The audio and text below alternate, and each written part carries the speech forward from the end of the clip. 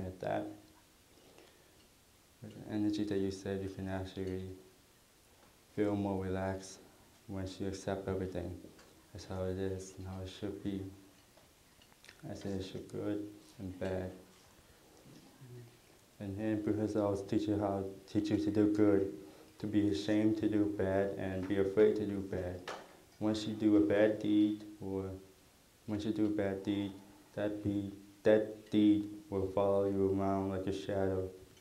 It won't go anywhere. It will be with you until the day you die. And after you die, it'll still be with you, the bad deed.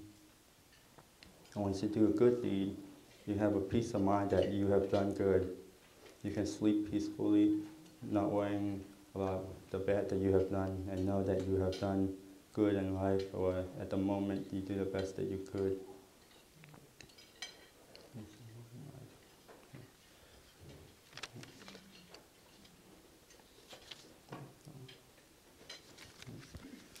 Say this month is also the month of February. It's everybody knows the day of Valentine's Day, where you show love to your loved one and to your lover. But why does there have to be just one day where you can share love to everybody, to your loved one and your family, or your lover? In Buddhism, there's a day called Mahapusha, where it's a day where you can spread your loving kindness, metta, not just only for your loved one or the loved one or your lovers, but it's also meant for you to spread loving kindness, compassion, and metta to all those around us, not just your family, your friend, it's also to your also to your enemy, or to all the living beings that's around us. Once you have learned to spread loving kindness or metta to all those around us, you will also have a peace of mind that you have spread those good, or the good that you have done, you have spread it around us.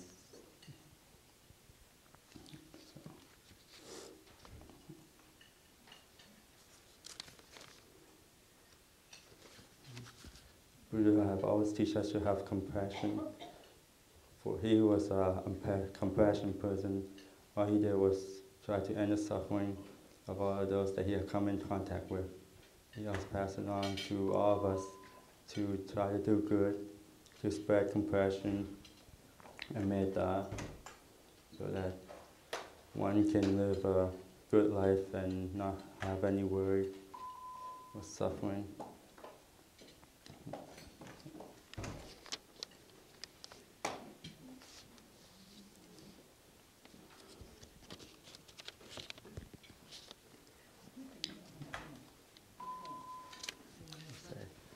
That's the main teaching of Buddha, is to do good, not do bad, and to purify one mind. To that the Buddhists have the 5 precepts that we undertake. The first one was Panatipada, which was not to steal, not to kill. The second one was Atinadada, which was not to steal. The third one was Game Sumisha Jala, which was to contain ourselves from sexual misconduct or adultery. And the fourth one was Musawada, which was to not to tell lie or fable story. And the last one was Game. So the last one was Sulameya Yatmaja Tatana, which was to prevent ourselves from taking intoxicated drug or alcohol. Once we take those precepts and we dare not to do any of them, we have done good. We have done the sila, sin, we have the sin. Which once we do that, we have not to do bad.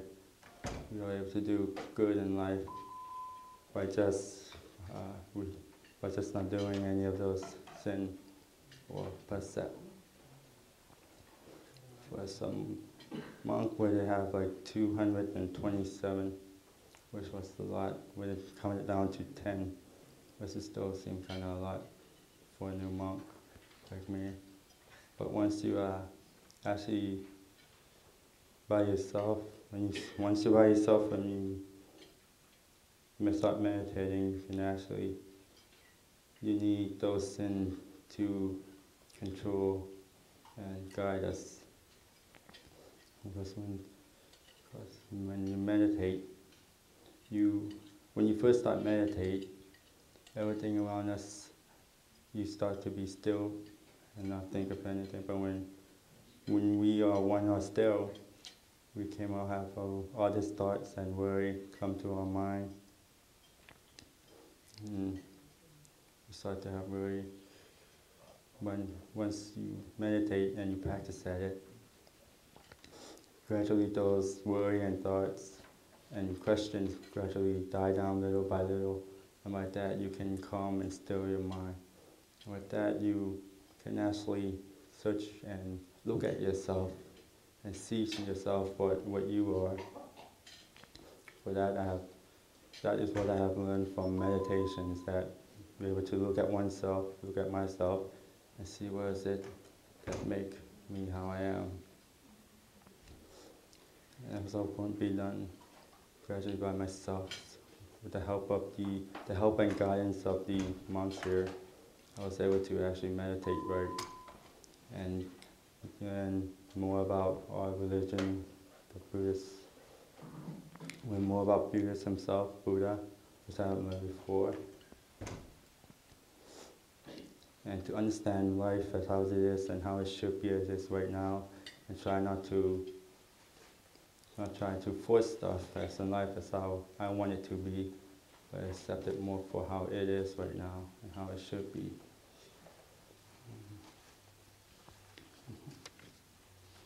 Let's see.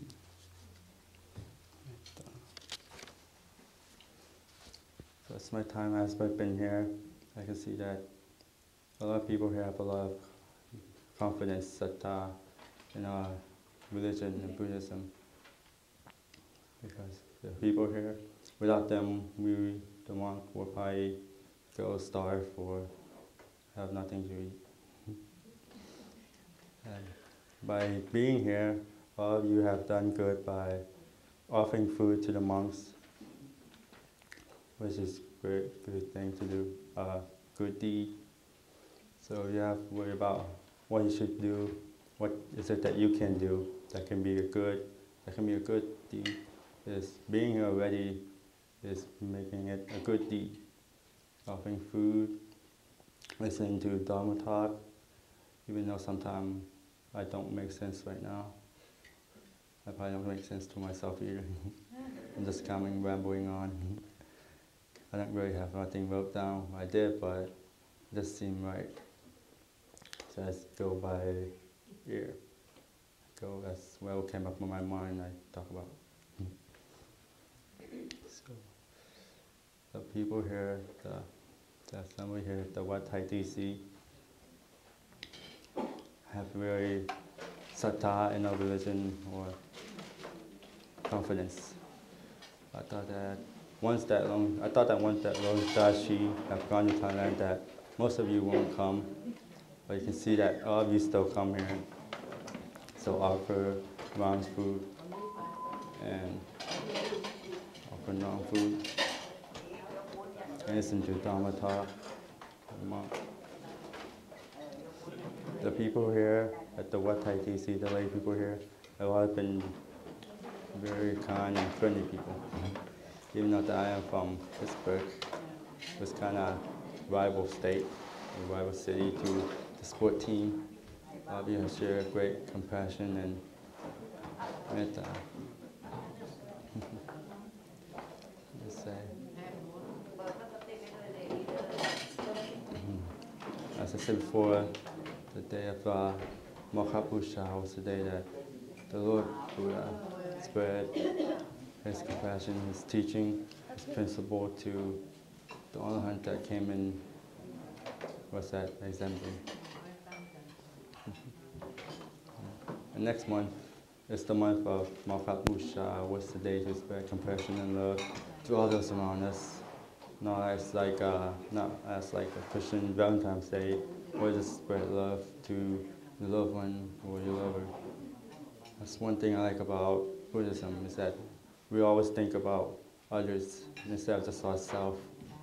I can see from after all the Thai people that I've met in the course of life that the Thai people, that we are very compassionate people. We are always ready to offer help whenever there is needed. So that's a good thing about being a Buddhist and Thai. It teaches us to have compassion. As I mostly see with the American kids or American teenagers, that they are more focused on themselves. They always want everything for themselves, good for themselves. They don't really care about others as well. Some do, but most of them just teenagers think about themselves. And what is it that they can do that can better themselves? They can lie, they can cheat, they can steal, because they don't know the advice, precept, or the way of the teaching of the Buddha. I believe that once that they do know, that they can actually see how it actually is to undertake those precepts, and how it can help one life, better oneself, and better those around us. Once we take those precepts, not only does it does good for oneself, but it will also bring good to one. Good always attract good, and bad always attract bad. It's good to be surrounded by good people, and it's not good to be surrounded by bad people, because they attract more badness. So for good, to be surrounded by good, to be surrounded by good people, is that once you be good, and you take the precept and you tend to do good, the good thing will come to you by itself. You don't have to force the good thing to come to you. Others will come by itself, as how the universe should be. As I say, the law of karma, so the law of the cause and the effect. Once you do bad karma, it will stay with you. If you have good karma, it will be with you. And it's not just the karma from this life, it's also karma from the past life, the good life, the bad and the good karma that you have done in the past life, probably that you are not aware of. It's still with you, still with us. And even the karma of today that we are doing, the good karma and the bad karma, it will stay with us today and in the future and after the afterlife. Some of the karma that you have done, you probably think that when I have done good, then where is the goodness that I have done? Where is it that I'm not receiving it now?